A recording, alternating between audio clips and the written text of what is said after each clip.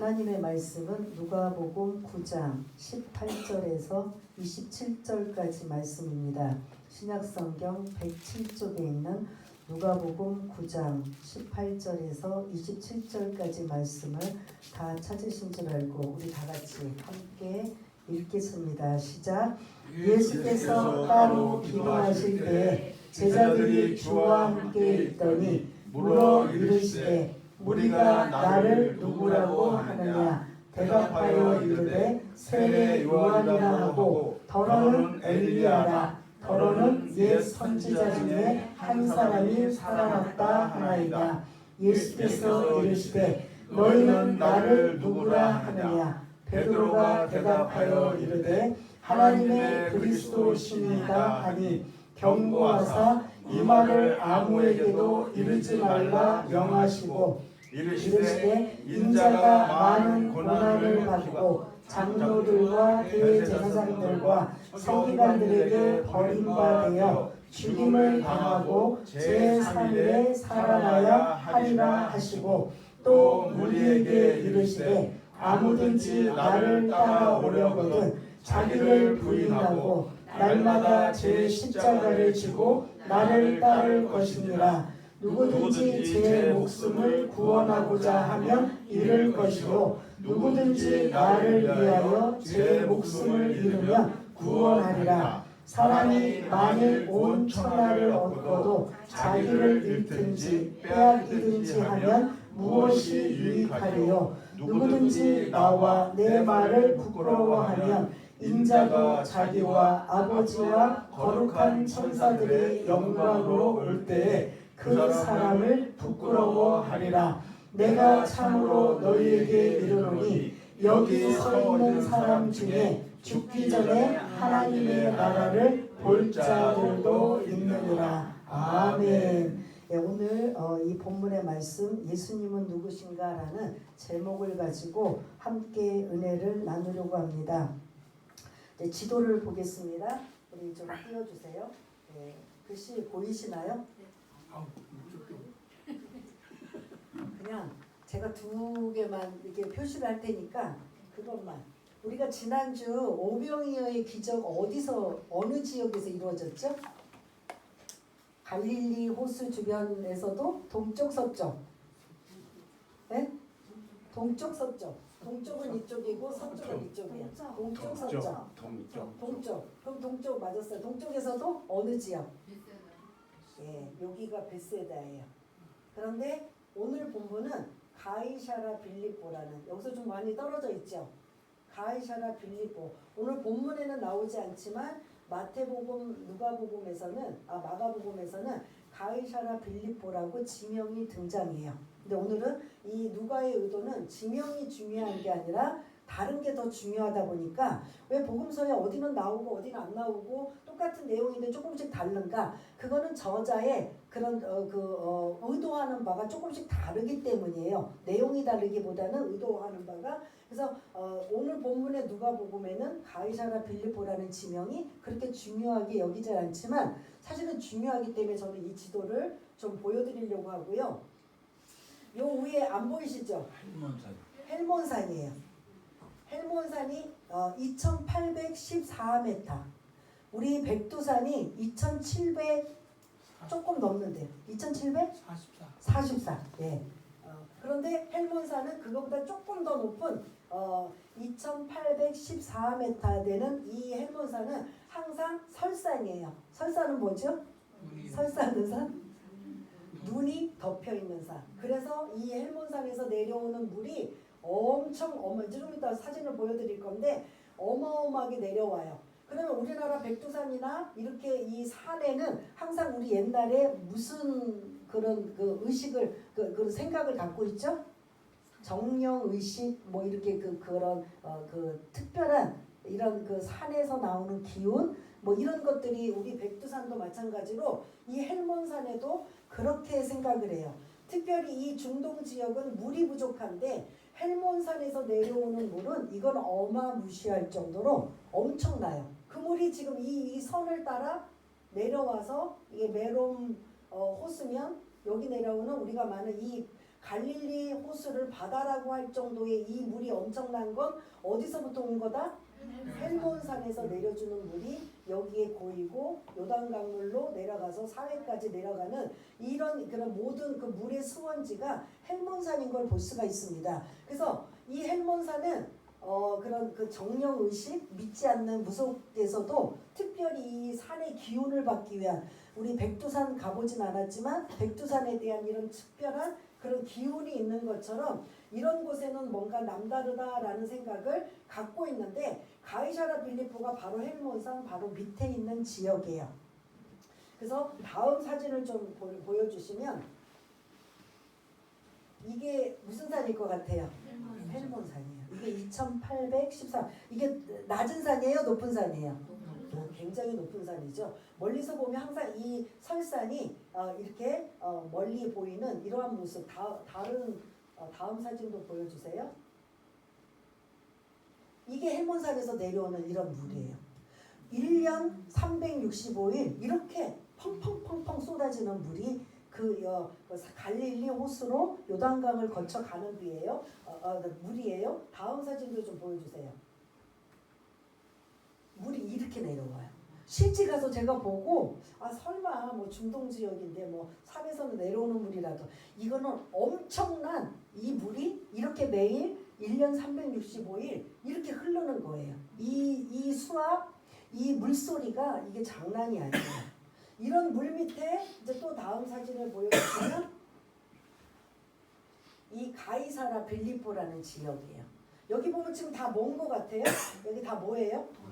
돌산이에요. 돌벽, 돌산이에요. 근데 이제 요걸 이제 좀 더 자세하게 비춰주는데 비춰드릴 건데 헬몬산 밑에 이러한 곳이 뭔가 의미가 있고 그 시대의 그 사람들은 여기다가 뭔가 빌고 뭔가 그 의지를 한다면 이게 뭔가 이제 그들에게 그런 소원이 이루어지고 바람이 이루어진다고 해서 이 사이에 이게 여기 지금 다 파여 있는 곳이에요. 다 이렇게 중간에 파여 있는데 이런 곳에다가 신들을 섬겨가지고 그들이 그런 제단을 쌓고 제사를 드리는 곳이에요. 여기가 가이사라 빌립보라는 오늘 지명은 나오진 않았지만 이 지역이에요. 제가 갔다 왔기 때문에 이제 좀 더 자세하게 말씀드리고 다음 사진을 이 사진을 좀 더 이제 가깝게 자세하게 아까 그 중간중간 패였다 그랬죠? 그게 바로 이런 거예요. 이건 뭐냐? 그들이 섬기는 신을 여기다가 조각으로 만들어서 여기다가 제사를 드리고 그들이 숭배하고 있는 이러한 장소인데 그 중에 특별히 하나 또 다음 사진을 보여주시면 이 사진에 뭔가 있어요. 여러분들이 지금 안 보이시죠? 판신이라고 있어요. 그러니까 그 그리스 로마에 나오는 각종의 신하들이 여기에 많이 있지만 특별히 이 가이사라 빌립보에서는 판신이라고 해서 이 판이 염소라는 거예요.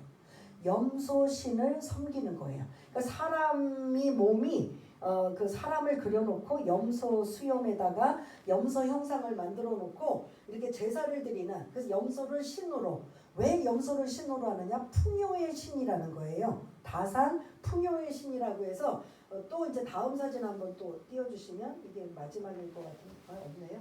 그것만 다시 요 앞에 이제 제단들이 많이 있어요. 이 판신이라고 해서 여러분들이 나중에 이제 인터넷 핸드폰에서 인터넷이 다 되시니까 판신전 판신하고 쳐보면 이 사진이 나올 거고 요 앞에서 제단 이제 사진을 제가 더 안 드렸지만 거기서 제사를 드렸던 제단들이 이렇게 좀 아직도 그게 이제 남아 있는 이런 걸 볼 수가 있는데 주님이 여기서 제자들에게 질문했다는 거죠.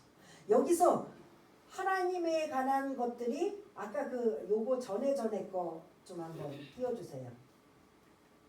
요거 말고 또 이 사이에 요 지금 이렇게 패여 있는 게 신들의 형상을 만들어 놓고 그들이 제사를 드리는 모습인데 마지막 사진은 이제 요 자세하게 클로즈업을 시켰는데 일단 이 상황에 하나님이라는 곳이 이 안에 있다 없다? 없어요. 세상 사람들이 세상에 그들이 신이라고 섬기는 이 모든 그런 신들을 만들어 놓고 특별히 판신이라는 그 염소신을 만들어 놓고 제사를 드리고 그 신들이 풍요를 준다라고 생각하는 이곳에 주님이 제자들을 데리고 와서 중간 평가를 하는 거예요. 그러니까 우리 학교에 가면은 그 한 학기 동안 수업을 잘 들었나 테스트 하잖아요. 그게 뭐예요? 중간고사예요.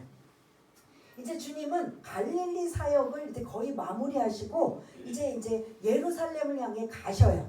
그 상황에 예루살렘 지역에서 주님이 천국 하나님의 복음을 전하시고 그리고 귀신을 쫓아내시고 병든 자를 고치시고 그런 풍랑을 잠잠케 하시고 우리 지난주 오병이어의 기적 이런 엄청난 일을 하셨던 그 갈릴리 주변에 있는 지역에서 이제 마무리하는 작업에 주님이 이 제자들에게 18절에 보면 야 무리들이 나를 따르는 무리들이 나를 누구라고 하느냐 이러고 제자들에게 질문을 해요. 그랬더니 제자들이 뭐라고 해요? 세례 요한 아니면 엘리야 아니면 옛 선지자 중에 하나가 살아났습니다 라고 생각합니다. 그게 이제 다른 복음서에서 옛 선지자는 예레미야예요. 세례 요한이든 엘리야든 예레미야 같은 선지자라고 생각하고 있습니다. 선지자는 뭐예요? 하나님의 말씀을 대언하는 예언자예요. 그러니까 예수님을 뭘로 보고 있다? 사람들이 예언자로 보고 있는 거예요. 선지자로. 그러니까 이제 20절에 그러면 너희들은 지금 제자들을 데리고 이 많은 우상을 숭배하는 신전 앞에서 제자들에게 지금 예수님 자신을 이제 물어보셔요. 너희들은 나를 누구라고 하느냐? 무리들은 선지자라고 생각하는데 그럼 너희들은 선지자라고 생각하니 아니면 나를 누구라고 생각하니? 그게 20절에 그 베드로가 고백하는 뭐라고 하죠? 하나님의 그리스도십니다라고 고백을 해요. 근데 마태복음 16장 16절에 보면 혹시 기억나세요? 주는 그리스도시요 살아계신 하나님의 아들이십니다. 그럼 왜 좀 다를까? 근데 같은 말이에요. 그런데 누가에게는 구원자, 메시아, 구세주라는 것들에 더 강조하니까 20절에 주는 그리스도십니다라고 이렇게 좀 고백을 해요. 중간고사에 베드로가 대표성을 띠니까 베드로와 제자들은 똑같은 대답을 했다라고 볼 수가 있어요. 그럼 베드로가 예수님에게 그 질문 받았을 때 너희는 나를 누구라고 하느냐라는 예수님의 정체성을 질문하셨을 때 베드로가 주는 그리스도십니다라고 했을 때 정답인 거예요. 정답. 여기까지 합격한 거예요. 정답. 근데 그 의미는 그런 정답은 맞췄지만 베드로와 제자들이 생각하는 건 여전히 아직은 갈 길이 멀어요. 왜냐? 자기들이 섬기고 함께 따르는 이 주님이 엄청난 능력과 기적을 행하는 이 주님 옆에만 있으면 자기네도 으쓱거리고 이제 좀 더 시간이 지나면 누가 자의정할 것인가? 누가 위정할 것인가? 이거 가지고 싸우잖아요. 그러니까 예수님은 이제 조금 이제 22절에 나오는데 의도가 있으신데 제자들은 여전히 예수님이 인기가 높고 기적과 능력을 행하면 행할수록 제자들의 이러한 그 기운과 기분과 여러 가지 상황은 세속적인 생각으로 야 이런 주님이 우리를 선택했어. 그리고 우리는 이 주님을 따라다니면서 자부심을 가지면서 야 이분이 이제 진짜 우리가 기다리는 정치적인 메시아 구원자 다윗과 같은 용맹한 구원자로 로마로부터 해방이 되고 우리나라가 이제 자유롭게 되고 이분이 왕이 되시면 누구를 자의정 우의정 쓸 거예요? 생판 모르는 사람 써요? 대부분은 왕이 등극하면 주변에 있는 사람들은 누가 돼요? 모르는 사람 다 세워요? 네? 자기 주변에 있는 사람 세우잖아요. 그러니까 제자들도 마찬가지로 이분이 왕이 되시면 우리가 크게 한 자리 할 건데 이 한 자리를 누가 먼저 차지할 거냐 이런 거에 지금 계속 싸우고 있는 이런 상황을 볼 수가 있는데 아무튼 베드로는 정답을 맞췄어요. 뭐라고 했죠? 주는 이제 다시 그 18절 본문을 띄워주세요. 이제 이 지금 그림을 보여드린 건 이렇게 우상 숭배가 만연하는 전혀 하나님과 상관없는 이 지역에서 예수님이 제자들에게 예수님에 대한 정체성을 지금 테스트하시고 시험하고 계시는데 베드로가 뭐 했다? 글씨가 진짜 이건 작아졌네요. 오늘 이게 PPT가 좀 이상해갖고 여러분들이 슬금슬금 본문을 성경책을 좀 보세요. 예. 20절에 보면 베드로가 뭐라고 하죠? 주는 주는 그리스도십니다. 그리스도는 기름 부음을 받았다는 거예요. 그래서 히브리어는 메시아, 헬라어는 그리스도. 이게 구세주, 구원자라는 뜻이에요. 하나님의 구원자가 되십니다. 하나님께서 백성들에게 메시아를 보내주실 것을 약속하셨는데 그 약속하셨던 메시아가 당신이십니다. 이거를 정확하게 베드로가 고백하고 있는 거예요. 그러면 다른 마태복음 같은 경우는 바요나 시모나 네가 복이 있도다 막 그러면서 반석 위에 뭐 교회를 세우리니 뭐 이렇게 쭉 그 칭찬하는 내용이 있는데 오늘 본문의 누가는 칭찬이 전혀 없어요. 오히려 21절에 보면 뭐 하셔요? 경고. 조금 심하게 말하면 책망하셔요. 꾸짖으셔요. 이 이야기 너희들이 지금 알고 있는 이 얘기 어디 가서 절대로 말하면 안 돼. 만일 내가 구원자고 그리스도라는 걸 세상 사람들이 안다면 그 일로 인하여 주님은 뭐하러 오셨어요? 뭐하러 오셨어요? 죽으러 오셨기 때문에 지금 아직 때가 되지 않았고 왜 자꾸 여러분들이 성경을 읽을 때 주님이 경고하시고 아무 말도 하지 말라고 하시는 건 다른 말이에요. 아직 때가 안 되셨다라는 거예요. 그 때가 안 됐는데 지금 먼저 죽이려고 하고 막 십자가를 지신다면 아직 남은 일들을 마무리를 하셔야 되는데 그 마무리를 못하고 이런 일들이 어그러질까봐 계속 복음서에는 주님이 제자들에게 아무 말도 하지 말라. 그리고 병 고칠 때도 그 병 고침을 받은 사람들에게 어떤 사람에게는 아무 말도 하지 말라고 할 정도. 아직 때가 아니시기 때문이에요. 그래서 베드로가 하나님의 그리스도십니다라고 정확하게 당신은 우리의 메시아, 우리가 기다리던 구원자, 구세주이십니다라는 이런 고백을 하고 있는 걸 볼 수가 있습니다. 뭐에 대한 구원자지요? 구세주지요? 예수님이 이 땅에 오신 건 가장 중요한 뭐로부터 해방하기 위해서? 죄로부터 해방하기 위해서. 그럼 왜 죄로? 죄로부터 해방되고 해결이 돼야 우리가 다시 누구의 자녀가 될 수 있어요? 하나님의 자녀가 될 수 있어요. 그 하나님의 자녀는 결국 우리가 이 땅에서 그 생물학적으로 죽을 수밖에 없지만 다시 우리는 어디로 가요? 천국으로 갈 수 있는 이 모든 길이 죄라는 것에 다 막혀져 있는 거예요. 그래서 십자가의 죽으심은 다 뭐로부터 해방하시기 위해? 죄로부터 해방하시기 위해 길을 열어놓으시기 위해 십자가에 죽으시는 이러한 걸 볼 수가 있는데 그것뿐만 아니라 이 땅에서 예수 믿고 구원받으면 이제 질병으로부터 예수님이 지금 만나기만 하면 고침을 받는 이런 많은 치유의 일들이 나타나잖아요. 그것뿐만 아니라 이사야서 53장 베드로전서 2장에 보면 뭐다? 다 양 같아서 각기 제 길로 간다고 해요.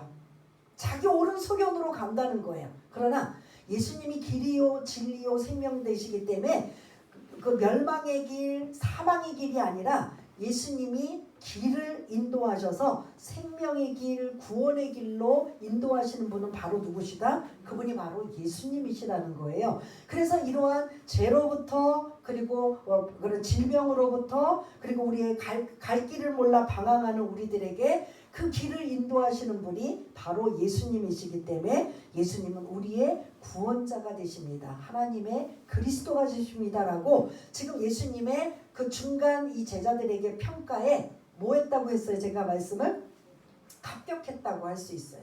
근데 그거에 칭찬이 없이 주님은 이 누가복음에서는 22절에 앞으로 주님이 하실 일을 말씀하고 있어요. 우리 한번 22절 한번 읽어볼까요? 시작. 이르시되 인자가 많은 고난을 받고 장로들과 대제사장들과 서기관들에게 버림받아 죽임을 당하고 제3일에 살아나야 하리라 하시고 아멘. 그렇게 베드로와 제자들이 그런 모두가 당신이 그리스도십니다. 구세주십니다. 구원자 되십니다라고 말씀드릴 때 주님은 곧바로 주님이 해야 할 일을 지금 말씀하셔요. 22절에 세 가지예요. 첫 번째 뭘 것 같아요? 많은 사람들에게 인자가 고난을 받을 것이다. 그 다음에 두 번째는 장로들과 대제사장들과 서기관들에게 버림받아 뭐 할 것이다? 십자가에 죽임을 당할 것이다. 세 번째 그리고 3일에 부활할 것이다. 살아날 것이다. 고난, 십자가와 부활에 대한 말씀을 하셔요. 그러면 제자들이 이야기를 듣고 기다렸습니다. 반갑습니다. 그래요. 구세주는 그런 분이셔야 돼요. 라고 생각할까요? 안 할까요? 안 하죠. 아니 왜 자꾸 죽으신다고 말씀해? 그리고 우리는 한 번도 경험해보지 않은 죽으신 다음에 3일 만에 부활하셔? 왜 자꾸 이런 소리를 하셔? 우리는 지금 이 주님 옆에 있어서 너무 좋은데 이 제자들은 주님이 떠나실 것을 생각을 안 해요. 그러니까 자꾸 주님은 이제 떠나실 걸 말씀하셔요. 그러니까 동상이몽인가요? 주님은 앞으로 해야 될 일을 말씀하시고 제자들은 이 22절의 말씀이 귀에 들어오지도 않을 뿐더러 이 들려오는 이 소리는 기분 좋은 소리다 안 좋은 소리다? 우울하고 기분 안 좋아요. 왜냐? 우리들이 한 자리 차지하고 싶고 예수님이 왕이 되시면 우리가 생각하는 메시아 구세주는 왕이 되셔야 된다면 왕의 옆에 있는 엄청난 자리들을 우리가 다 차지할 건데 그래서 우리는 그걸 기대하고 소망하는데 주님은 자꾸 뭐 하신대요? 죽으신대요. 고난받으시고 죽으시고 그리고 더 이해가 안 되는 3일 만에 부활하셔서 살아나실 거래요. 우울해요. 막 이제 막 안 들으려고 하고 막 그러지 마옵소서 막 그리고 다른 요한복음이나 이런 데서는 베드로가 또 나서는 걸 좋아해갖고 절대 그러시면 안 됩니다라고 막 해요. 왜냐? 주님이 오신 목적을 모르기 때문이에요. 그런데 그들이 정답을 알려주니까 하나님의 그리스도십니다라고 그들이 말하니까 이제 그들에게 예수님이 앞으로 일어날 일들에 대한 말씀을 해주고 계시는 걸 볼 수가 있습니다.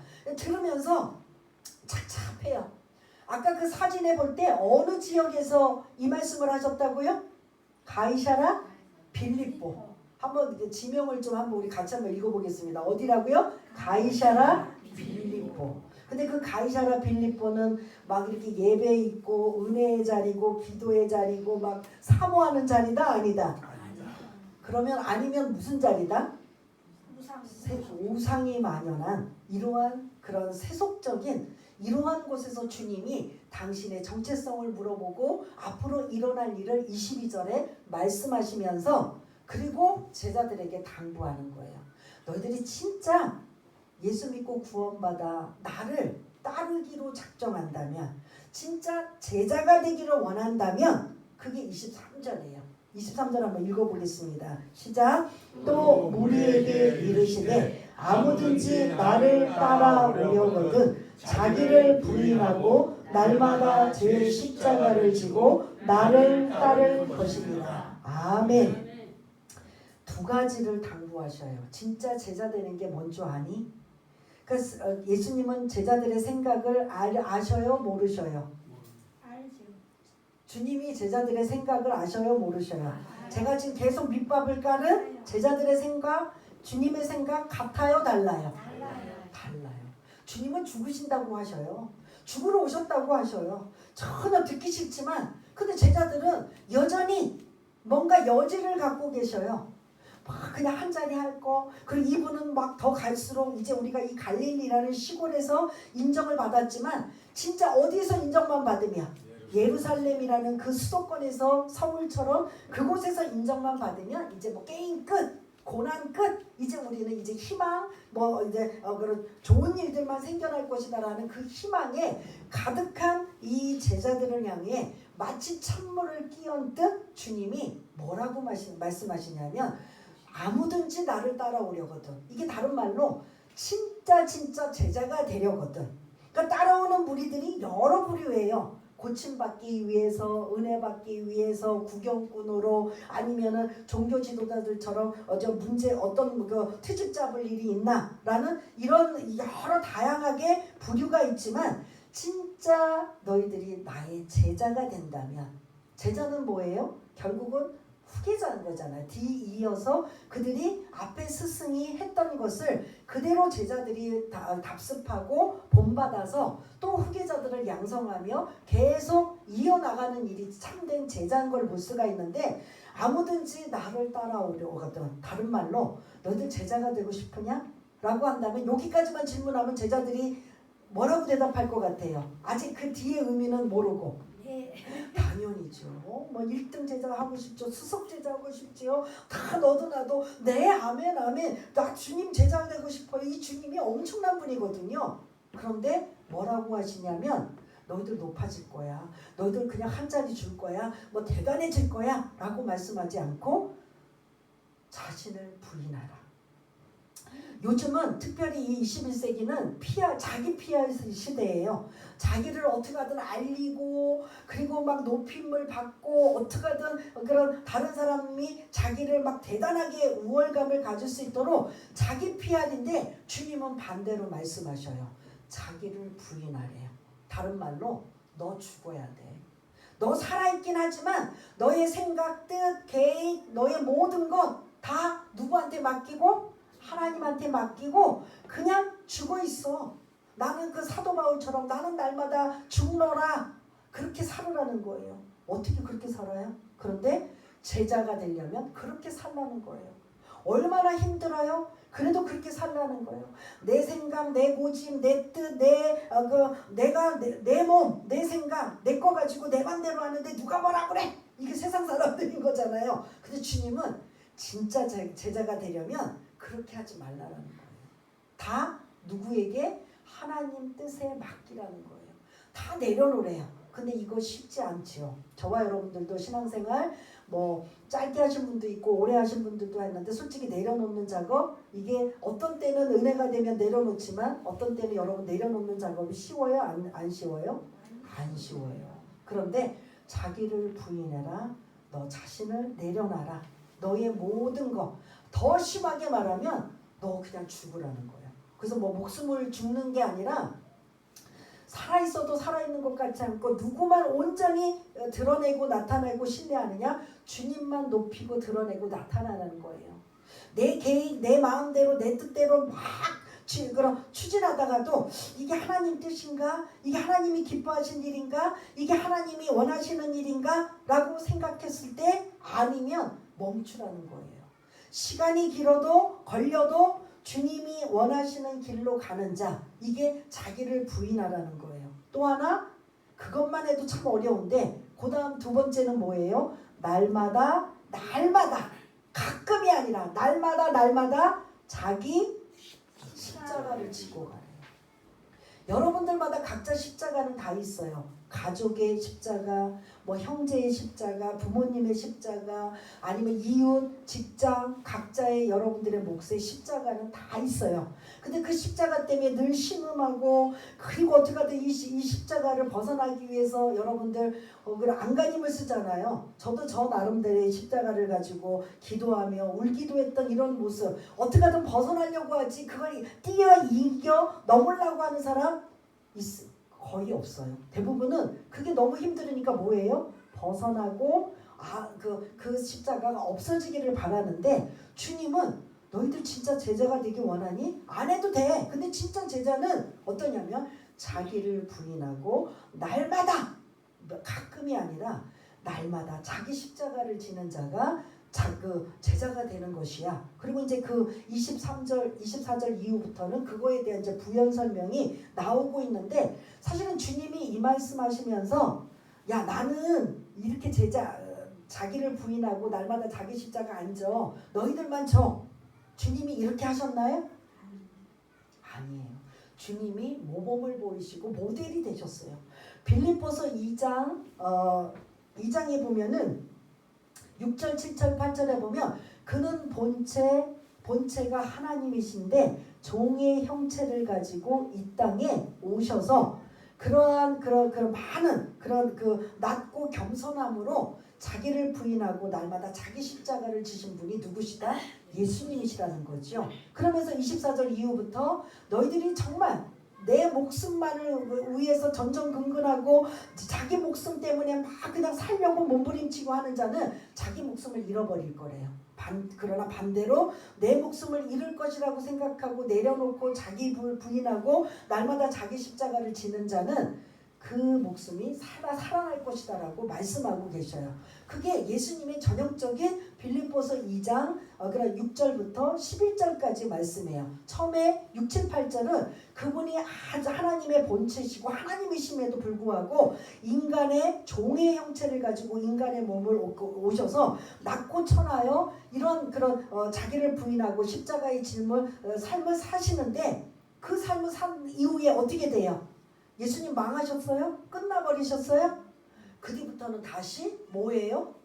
다시 원 위치로 높으셔서 이제는 모든 사람이 그의 무릎에 그런 발 아래 무릎을 꿇고 경배하는 이러한 놀라운 일이 주님이 실제로 하셨다면 얘들아 진짜 너희들이 제자가 되길 원하느냐? 주님은 이제 제자들과 함께 있을 시간이 서서히 이제 적어지고 없어져요. 그러니까 하나라도 더 가르쳐주고 싶고 진짜 제자가 되길 원하기를 바라시는 거예요. 근데 이때도 사실은 이렇게 예수님이 정말 그런 심오한 말씀을 진실된 말씀을 해주시지만 제자들은 여기서 다 깨달았다 못 깨달았다? 못 깨달아요. 이게 귀가 있다고 다 듣는 게 아니에요. 설교 시간도 마찬가지예요. 귀가 있다고 다 듣는 게 아니라 성령께서 조명하시고 깨닫게 해주실 때 그게 마음에 듣고 마음에 와닿아 나의 신앙을 점검해 보는 거죠. 그래서 오늘 이 말씀을 통해서 여러분들이 한번 이 5월 첫째 주 자기 신앙을 한번 점검해 볼 수 있는 그런 시간이 되었으면 좋겠습니다. 주님이 제자들에게 중간 점검을 하여 너희들은 나를 누구라고 하느냐? 하나님의 그리스도십니다라고 이렇게 그런 질문하고 대답할 때 나는 그 예수님을 어떤 분으로 그냥 성경에 있는 지식으로 달달달달 외우는 게 아니라 나에게는 어떤 분으로 주님이 다가오고 계신가? 어떤 분은 무서운 하나님으로, 어떤 분은 두려운 하나님으로, 어떤 분은 다정한 하나님으로, 어떤 분은 그런 치유해 주시는 하나님으로 아마 각양각색의 주님을 만난 그런 체험과 은혜가 다르실 거예요. 그렇지만 제자 되는 건 똑같아요. 주님이 드러내고 나타내고 너 잘났다고 살라고 하는 게 아니라 어떻게든 그 안에 빛과 소금이 되고 그리스도의 향기를 품을 수 있는 그런 사람이 되라. 사실 이렇게 말씀해 주지만 우리가 이 말씀을 받고 있는 우리들에게는 이게 얼마나 쉬워요? 어려워요? 너무너무 어려워요. 그러니까 뭐하고 하는 거야? 성령님의 도우심. 제자들도 이 본문에서는 듣긴 들어도 기분이 안 좋고 아니 우리는 지금 출세하고 좋은 일 그런 막 성공하는 생각만 하고 있는데 주님은 자꾸 죽으신다고 그러고 너희들도 그렇게 살라고 하는데 정말 우울하고 짜증나요. 그런데 이들이 진짜 이 말씀의 본뜻을 깨달았을 때는 언제다? 사도행전 1장에 오직 성령이 너희에게 임하시면 오순절 성령 강림 사건이 일어나서 그들이 성령 받고 난 이후에는 이 소리가 짜증나고 기분 나쁘고 싫었는데 이제는 이 말씀이 그의 마음판에 진짜 참 제재가 되어 이 그 제자들이 나중에는 어떻게 해요? 어떤 박해와 어떤 고난이 와도 어떤 상황까지 가요? 순교의 상황까지 가는 게 오늘 이 말씀이에요. 그래서 나는 조금만 누가 기분 나쁘게 말을 하고 조금만 나를 힘들게 하면 자존심 상하고 힘들고 어려운 이러한 것들을 고난이라고 생각하는데 오늘 이렇게 주님이 말씀하신 큰 뜻을 우리가 마음에 새겨서 나는 지금 나의 신앙은 어떤 모습인가 한번 저와 여러분들이 생각해 볼 만한 말씀이라는 거죠. 이게 매년 사실은 우리가 한번 중간 점검을 지금 이제 2023년도 5월달이 시작이 됐어요. 이제 상반기 그러니까 거의 이제 6월만 되면 끝나가면 어느 순간 2024년을 바라보는 왜 이렇게 아이들은 시간이 빨리 안 간다고 하지만 나이가 드시면 드실수록 세월은 어떻게 돼요? 왜 이렇게 빨리 가요? 저도 20대나 막 10대는 나도 좀 빨리 어른이 되고 나이 좀 많이 먹고 내 맘대로 내가 어른이 돼서 했으면 좋겠지. 그리고 그게 한 30대 40대까지는 했는데 50대 이후부터는 그리고 60대가 넘어서부터는 왜 이렇게 빨리 가요? 금년도 지금 몇 월이 시작이 돼요? 5월이면 아직 반은 아니지만 반 금방 와요. 그리고 금년 한 해 금방 지나가요. 그럼 나이 한 살 먹고 또 새해가 시작이 되고 나는 지금까지 뭘 했나? 그렇게 이제 보면은 속상하지만 우리가 보야 될 건 오늘 이 말씀을 여러분들의 마음에 새겼으면 좋겠습니다. 우리는 엄청난 이 말씀대로 23절의 말씀대로 자기를 부인하고 날마다 자기 십자가를 지고 따라가는 이러한 말씀을 100%는 못해도 그래도 흉내내고 뒤따라가면 어느 정도 주님이 인정해 주실까요? 안 할까요? 인정해 주시죠. 야, 너 진짜 그릇이 안 되고 자격도 안 되고 그냥 삐뚤빼뚤하고 넘어지고 막 실수하고 그냥 못난이처럼 하면서도 그래도 이 말씀 묵상하면서 따라가려고 하는 그 모습을 주님께서 보신다면 우리가 한번 우리 신앙을 한번 점검해 볼 수 있는 저와 여러분 되시길 바라겠습니다. 주님이 모델이고 주님이 우리의 모범이 되신 건 이거는 완벽하시니까 그렇지만 성경 안에는 많은 사람들이 이렇게 산 사람들이 있어요. 요셉 한번 예 하나만 드리고 이제 마무리하려고 그러는데요. 요셉은 자기 의도와 상관없이 어느 날 형의 안부를 물으러 갔다가 형들이 저 멀리 그 자기 동생 꿈만 꾸고 앉아있고 색동옷 입고 있는 그 자기는 지금 양을 치러 막 이곳저곳 다니면서 고생하고 그냥 그 노숙자 신세처럼 하는데 그 요셉이라는 동생은 뭐하고 있어요? 아버지 사랑 독차지하고 색동옷 입고 아주 그냥 좋은 건 다 누리고 있는 형의 입장에서는 이 요셉이 어떨 것 같아요? 너무 미운 거죠. 그러다 보니까 그 동생을 어떻게 해요? 애굽의 상인에게 팔아버려요.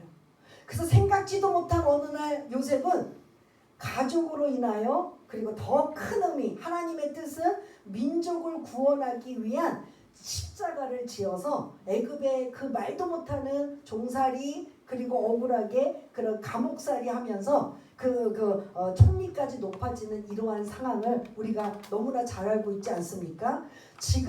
만일 지금 나의 십자가가 고난이고 고통이고 힘들다라고 한다면 요셉의 종살이와 감옥살이하고 다를 바가 없다라는 거죠. 그러나 그것을 믿음으로 뛰어넘고 정말 오늘 본문의 말씀처럼 제자가 되기를 바란다면 그것을 성령님의 도우심으로 여러분들의 신음소리, 여러분들의 간구하는 기도소리, 여러분들이 이 힘듦을 잘 뛰어넘어가기 위한 그런 몸부림을 성령님께 도움을 요청하고 기도하면서 반드시 때는 와요. 이 단계는 뛰어넘어가요. 근데 우리는 그 단계를 못 넘어가니까 힘들어 죽겠어, 못 견디겠어, 감당할 수 없어. 매일 우리 이제 이 말소리에 푸념이 나오는데 단계를 뛰어넘으면 그걸 통해서 하나님은 뭐 하신다? 훈련하시고 복을 주시고 은혜를 주시는 거죠. 그 대표적인 예가 요셉이라는 걸 잊지 마시길 바라겠습니다. 요셉이 나 십자가 지겠습니다. 나 그거 하겠습니다. 라고 하고 갔어요. 내가 의도치 않고 생각지도 못하는데 어느 날 그 형의 미움을 받아서 애굽 상인 낯선 나라에 그것도 종으로 아버지한테 그 사랑을 독차지했던 그 요셉이 보디발의 집에 종살이하면서 억울하게 누명을 쓰고 감옥살이하며 살고 있잖아요. 근데도 어떻게 해요? 참 얼마나 힘들고 어려웠을까요? 그의 생각과 나오진 않았지만 그럼에도 불구하고 하나님을 두려워하고 어떻게 하든 죄짓지 않으려고 노력하고 있는 이러한 요셉의 모습. 그러나 반드시 그 시간이 지나고 나면 어떻게 한다? 총리로서 그들의 가족을 통해서 민족을 구원시키고 형성하는 놀라운 일을 요셉을 통해서 하고 있다면 요셉뿐만 아니라 유다 한 사람만 더 말씀드릴게요. 유다는 어떤 사람이었어요? 아버지한테 눈밖에 났어요. 어느 때? 그 레아의 자식들이 누벤, 시므온, 레위, 유다 다 거의 아버지 눈 야곱의 눈밖에 났어요. 어떤 사건 때문에? 혹시 아세요? 동생의 성폭행 때문에 이들이 복수하는 무슨 사건이죠? 세겜 사건. 세겜 혹시 들어보셨어요? 세겜이라는 그 지역에 이제 외삼촌 집 하란에서 고향으로 오는 길에 세겜에서 머물고 있다가 그 세겜의 추장의 아들 세겜이 디나를 성폭행해가지고 이 형제들이 어떻게든 보복을 하려고 했는데 결혼하고 싶다고 막 요구하니까 뭐라고 해요? 우리는 하나님을 섬기기 때문에 이방인들하고 안 된다. 그러니 너희들 정말 결혼하기를 원한다면 뭐를 해야 된다? 할례를 해야 된다. 할례가 뭔지 아시죠? 할례하고 나면 남자들 움직여요? 못 움직여요? 3, 4일, 5, 6일은 못 움직여요. 포경수술. 그 상황에 이 유다, 시므온, 네이가 막 그냥 이 세겜 사람들을 다 죽인 거예요. 그렇게 눈밖에 난 유다가 어떻게 메시아 다윗의 족보가 되고 할 수 있느냐? 요셉이 총리로 있을 때 기근이 들어서 양식을 사러 갈 때 베냐민을 볼모로 잡혔을 때 아버지 야곱이 그 베냐민 또 요셉처럼 잃어버리고 할까봐 전전긍긍하고 있을 때 누가 십자가를 지었느냐? 유다가 십자가를 진 거예요. 아버지 걱정하지 마세요. 반드시 베냐민 이 막내 책임지고 데리고 오겠습니다. 만일 문제가 생긴다면 내 목도 우리 자식의 목도 다 내놓겠습니다. 그때 인정받아 유다가 축복을 받고 장자의 직분을 받을 만한 축복을 다 받잖아요. 유다는 자기가 선택했어요. 자기 십자가를 졌어요. 어떻게든 똑같은 요셉을 애굽에 팔았던 그 똑같은 실수를 저지르지 않고 베냐민만큼은 보호해야 되겠다. 어떻게든 지켜줘야 되겠다. 그 아버지의 근심과 염려를 어떻게든 내가 덜어줘야 되겠다. 그게 많은 아들 중에 누구만 했다고요? 유다가 목숨 걸고 아버지에게. 그 아버지가 어떻게 해요? 이 유다를 축복해줘서 그 눈밖에 난 유다가 이제 그 이후로 축복 이후로 어떻게 해요? 메시아가 그 지파에서 태어나고 다윗의 그곳에서 나오고 모든 부요를 다 유다 지파가 다 받게 되고 그 유다 지파가 사실은 어떻게 돼요? 시간이 지나면 지날수록 이스라엘은 뭐라고 불러요? 지금도?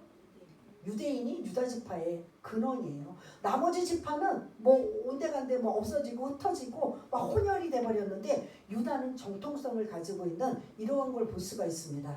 십자가, 내가 원하든 원하지 않든 나에게 이러한 하나님의 깊은 뜻이 있는 십자가라면 나는 이거를 버리기 위해서 외면하기 위해서 몸부림칠 것이 아니라 감당하고 뛰어넘을 수 있는 그러한 믿음의 사람 저와 여러분 되시기를 바라겠습니다. 그래서 마지막 때 주님 앞에 섰을 때 나 너 인정해. 그렇게 그냥 다른 사람이 보기에는 대단하게 엄청나게는 아니지만 그래도 노력하려고 애쓰고 몸부림치고 성령님의 도움을 받아 기도하면서 나오는 너의 모습 내가 인정해 줄게. 이게 저와 여러분들의 모습이 되었으면 좋겠습니다. 마무리하겠습니다. 이제 2023년 5월 상반기도 이제 다 지나가는 이 시점에 우리가 3년은 거의 코로나 때문에 그냥 합리화시키면서 신앙이 완전히 밑바닥이었다면 다시 2023년부터 이제 일어나고 회복되는 이 시점에 자기 자신의 그 신앙을 한번 점검해 보시고 여기가 좋사오니 하면 안 된다라는 거죠. 여기서 자기 신앙을 나는 정말 자기를 부인하고 날마다 자기 십자가를 지고 주님을 따라가는 주님이 원하시는 제자의 모습인가, 이러한 것들을 여러분들이 질문을 하시고 또한 여러분들이 기도하시면서 깨닫고 생각나는 부분이 있다면 하나님 앞에 기도하시고 또 도움을 요청하시면서 앞으로 또한 남은 시간에 바뀌어지고 달라지고 변화여져서 하나님이 기뻐하시는 저와 여러분 모두가 다 되시기를 바라겠습니다. 우리 한번 기도하는 시간을 갖겠습니다. 오늘 말씀을 생각하며 나의 신앙, 우리의 신앙을 한번 중간 정산이라고 생각하고 점검하면서 주님이 이러한 우리에게 요구하신다면 나는 이렇게 지금 살고 있는가 한번 생각해보며 나가기를 원합니다. 그러한 마음으로 한번 기도하는 우리 모두가 되시길 바라겠습니다. 하나님 아버지 감사합니다. 웬 은혜고 웬 감사인지 많고 많은 사람들 중에 우리를 자녀 삼아 주시고 우리를 또한 하나님의 제자가 되기를 원하는 주님의 마음을 우리는 알고 있지만 여전히 우리는 양다리를 걸칩니다. 주님도 사랑하고 세상도 사랑하며 이것도 아니고 저것도 아닌 회색 분자처럼 살고 있는 우리의 신앙을 오늘 이 말씀을 통해 점검하여 다시 이전에 그 열정적이고 뜨거웠고 주님만이 내 전부입니다 했던 그런 세월들을 다시 한번 점검해 보아 그러한 첫사랑을 회복하며 하나님이 기뻐하시는 믿음으로 승리하는 귀하고 복된 자들 다 될 수 있도록 주님 도와주시옵소서. 하나님 아버지 감사합니다.